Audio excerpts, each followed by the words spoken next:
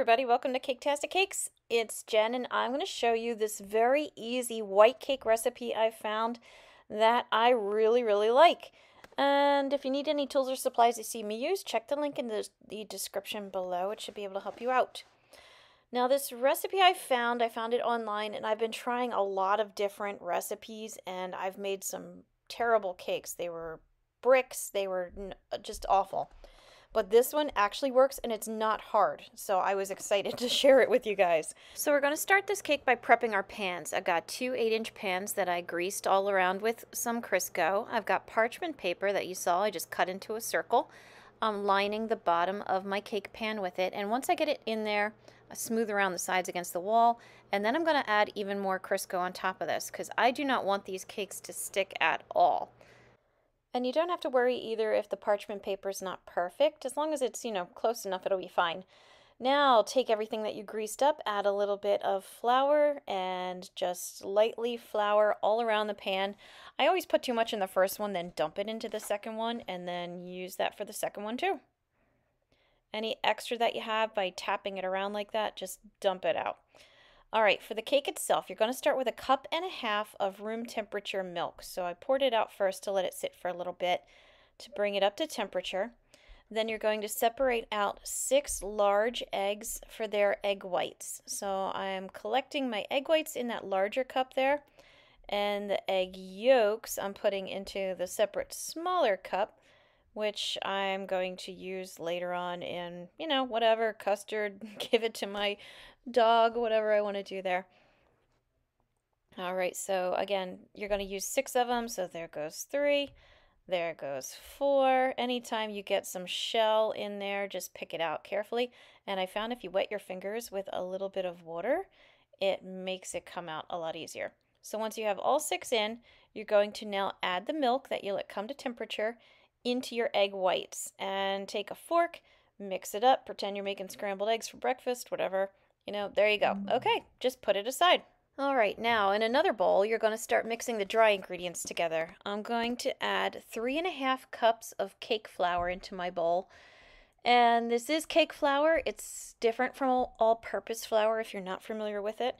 If you are familiar with it and you don't want to spend the money on it, you can use all-purpose flour and add cornstarch to it. There's a ratio, I don't know offhand, but you can Google it, that you can make your own, basically, cake flour. So 3.5 cups of that, and then I'm going to add 4 teaspoons of baking powder. This is not baking soda, it's baking powder. And 4 teaspoons is a lot, but this is the recipe that works, and the cake actually rises and isn't just a leaden brick. Okay, so I got 1/2 teaspoon of salt going in there now. And when you get all your dry ingredients together, I like to just take a whisk and give them a little stir so it's all mixed in evenly together and you don't have, a big old wad of baking powder sitting on top of the mix. All right, now in the blender, in your mixer, not blender, you're going to add 1 cup of room temperature softened butter, which is the same as 2 sticks, and you're going to just cream it up. Once you get it nice and creamy, you're going to see it's going to start to get a little bit lighter in color. You're going to add 1.5 cups of sugar. This is just regular old white granulated sugar. And when you start to add the sugar into your butter mixture, I am just doing a very little bit, just gently kind of pouring it, just a trickle over time. And you're going to see a little skip here in the footage, but it was just very long footage of me slowly pouring sugar into butter. All right, once it's all nice and creamy again, so give it a minute or 2 to mix, you're going to add 2 teaspoons of your extract. You could use almond extract if you want. I personally don't really care for almond extract, so I added 2 teaspoons of clear vanilla. Once it's all mixed together, you're going to start adding your dry ingredients in.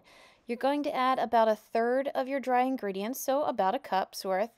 Then you're going to mix in 1/2 of your milk and egg white mixture. Let it mix in. It's going to, if it's anything like mine, it's going to start slopping all over the place, making a mess on your counter. Once it gets mixed in, you're going to add another 1/3 of your flour mixture again. Once you get that mixed in, you're going to then add the rest of your milk and egg whites. And it's going to be all the rest of it. So you're going to do a flour, a dry ingredient, wet ingredient, dry ingredient, wet ingredient, finish it up with the dry ingredients. So now that I added the rest of the milk and egg whites, I'm going to finish it off by putting in the rest of my flour mixture. And once you have the rest of the mixture in, you're only going to mix it up until it's just finished mixing and incorporating the rest of the ingredients in together. You don't want to overmix this. You want to be careful with it. I'm taking a moment just to scrape the sides and the bottom, give it a quick little stir. Again, I don't want to overmix it, but I do want to make sure everything is mixed up. And then once it's all done, I'm going to divide it between my 2 cake pans. Put it in the oven for about half an hour at 350 degrees Fahrenheit, or, until it tests clean.